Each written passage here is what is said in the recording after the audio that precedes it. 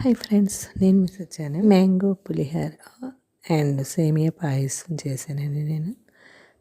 దీనికి కావాల్సినవి ఒక కప్పుతో సేమియా, ఒక కప్పుతో పంచదార, కొద్దిగా జీడిపప్పు, కిస్మిస్, నెయ్యి వేసుకొని అవి వేయించేసుకొని అందులోనే సేమియా కూడా వేయించేసుకోవచ్చండి. ఇలా వేయించేసుకొని పాలు 1కి 4 గిన్నెలు, ఒక కప్పు సేమియా అయితే 4 కప్పులు పాలు వేసుకొని ఉడకనివ్వాలండి.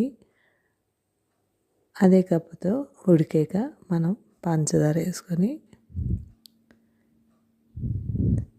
మీకు స్వీట్ కావాలంటే ఒక కప్పు పడిపోతుంది, కప్పు వేసుకోవచ్చు, లేకపోతే కొద్దిగా తగ్గించుకోవచ్చు. నేను కొద్దిగా తగ్గించాను.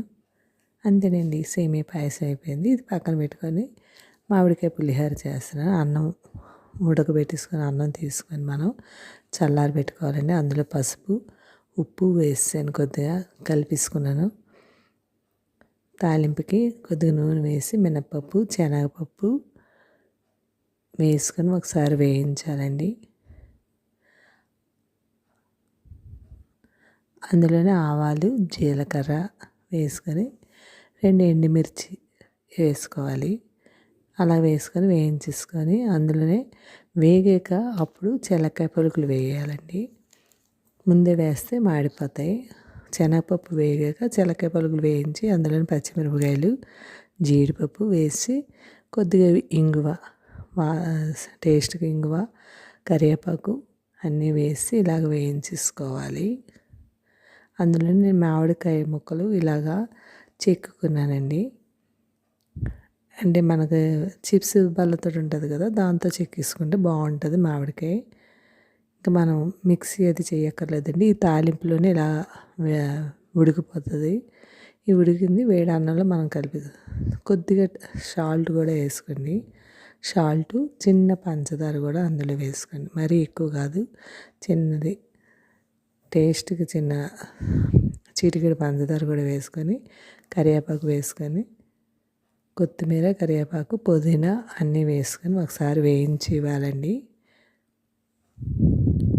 చూసారా, ఇలాగా ఒకసారి వేగితే ఆ మామిడికాయ కూడా మనకి బేగం మగ్గిపోతుంది, అంటే ఉడికిపోతుందండి మెత్తగాని.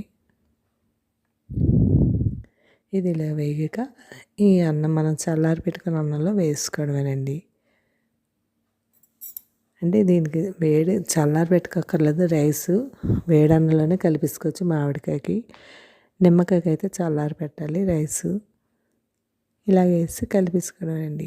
ఎంత టేస్టీ అయినా పులిహోర, మ్యాంగో పులిహోర రెడీ అయిపోయింది. మాకు తెలిసిన వాళ్ళ బర్త్డే అని చేశాను. అంతేనండి, ఎంత టేస్టీ అయిన పులిహోర అండ్ పాయసం రెడీ అయిపోయింది. Thank you. సబ్స్క్రైబ్ చేయండి, లైక్ కొట్టండి, కామెంట్ పెట్టండి. బాయ్. లాస్ట్లో చిన్న నిమ్మరసం కూడా వేసుకోండి, టేస్ట్గా ఉంటుంది కలిపేటప్పుడే.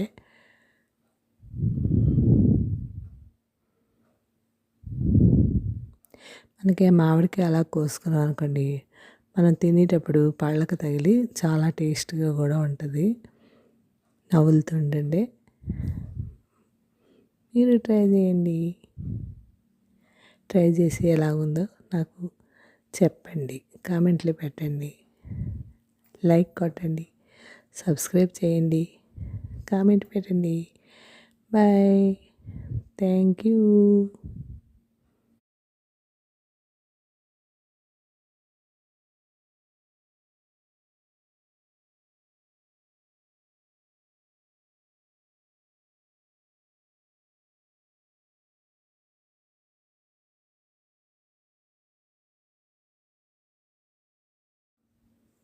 Thank you.